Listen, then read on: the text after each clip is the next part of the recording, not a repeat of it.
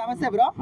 So ఈ రోజు జగన్మోహన్ రెడ్డి అసెంబ్లీకి రావడం జరిగింది. సో అక్కడ 11 నిమిషాల తర్వాత వెళ్ళిపోవడం జరిగింది. సో దీన్ని మీరు ఏ విధంగా చూస్తారు?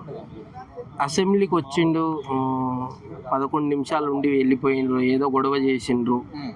కానీ నేను అనుకున్న ప్రజల గురించి మాట్లాడడానికి వచ్చిండు ఈ రోజు అని నేను అనుకున్నా. కానీ మరి ఎమ్మెల్యేలని అరెస్ట్ చేస్తేనే బయటకు వచ్చిండు ఈరోజు. అంటే ఎమ్మెల్యేలని అరెస్ట్ చేస్తే మాత్రమే వచ్చిండు తప్పితే ప్రజల్లో ఎంత బాధ ఉన్నా గిట అసలు రాలేదు. ఇన్ని రోజులు ఏసీ వేసుకొని మంచిగా పడుకున్నాడు జగన్ అన్న.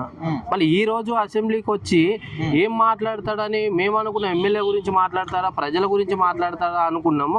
కానీ 11 నిమిషాలు ఉండి ఇంకా పారిపోయిండు. మళ్ళీ గట్టి పార్టీ కదా ఇక్కడ ఉన్నది. అంటే పవన్ కళ్యాణ్ అన్నతోటి మాట్లాడలేడా, లేకపోతే చంద్రబాబు నాయుడుతో మాట్లాడలేడా, పవన్ కళ్యాణ్ అన్నతో మాట్లాడలేడా, శక్తి లేదా, అంత మాట్లాడేంత లేదా, దమ్ము లేక వెళ్ళిపోయిందా ఏందో నాకు అర్థం కాలేదు. ఏం గొడవ అయిందో నాకు అర్థం కాలేదు. మొత్తానికి అసెంబ్లీకి రాకపోతే ఆయన సభ్యత్వం రద్దు చేస్తారని ఒక మాట ఉన్నది. అందుకోసం నేనున్నా అని గుర్తు చేయడానికి వచ్చాడు. 100% హాజరు వేయడానికి వచ్చిండు జగన్ అన్న. హాజరు వేసుకున్నాడు, వెళ్ళిపోయిండు, అంతవరకే. సో అది అంటే ఇప్పుడు నార్మల్ గా అసెంబ్లీకి వచ్చిన వాళ్ళంటే ప్రజల కోసం అని వాళ్ళ సమస్యలు చెప్పడానికి మాట్లాడతారు. కానీ అక్కడికి వెళ్ళి కూడా తన సొంత అంటే నాకు ప్రతిపక్ష హోదా కావాలని మాట్లాడుతున్నాడు. సో అది కరెక్టేనా? ఇంకా ప్రతిపక్ష హోదాలో ఉన్నాడు కదా ఆల్రెడీ. లేదు ఇవ్వలేదు కాబట్టి వచ్చినట్లుంది. హాజరు వేసుకుందాం మనము, ప్రతిపక్ష హోదానన్నా ఇస్తారేమో, నన్ను గుర్తిస్తారేమో, మళ్ళీ నెక్స్ట్ ఎన్నికల్లో గెలుస్తానో లేదో అని భయంతో ఈ రోజు వచ్చి ప్రతిపక్షం అన్నా ఇవ్వండి అని కరెక్టే అడిగింది. మరి ఇవ్వలేదేమో, మరి అంత దుర్మార్గం ఏం చేసిండో మా అన్న నాకు అర్థం కాలే.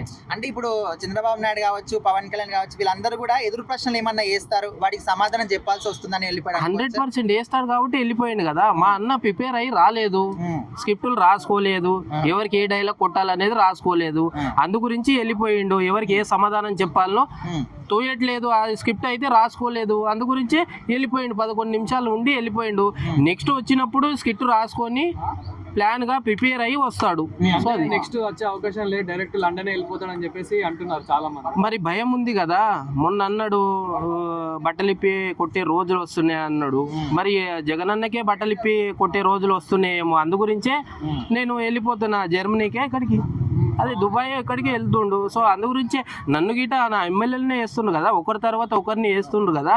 రేపు నా లిస్ట్ గిట ఉందేమో రెడ్ బుక్లో అన్న భయం ఉంది, అందు గురించే వెళ్ళిపోతుండు. సో పార్టీ ఇంకా రాదు, జగన్ అన్న పార్టీ రాదు. అక్కడ కేంద్రంతో చాలా గట్టిగా ఉన్నాడు.